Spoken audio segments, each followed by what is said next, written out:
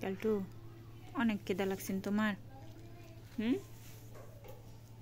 অনেক খিদা লাগছিল, মাছ ভাত খাও, আরাম করে মজা করিয়া খাও।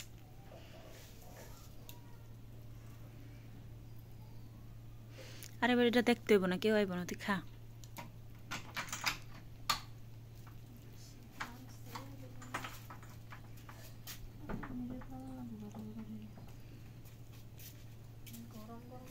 ঘুরিয়া ঘুরিয়া খা না, এক জায়গায় বইয়া খা। এমুরা যা কতক্ষণ, হেমুরা যায় কতক্ষণ।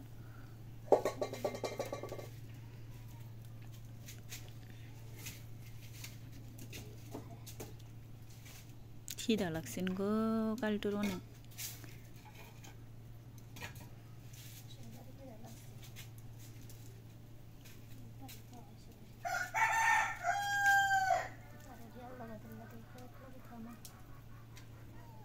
দিব দিব কারো পাগল হইস না।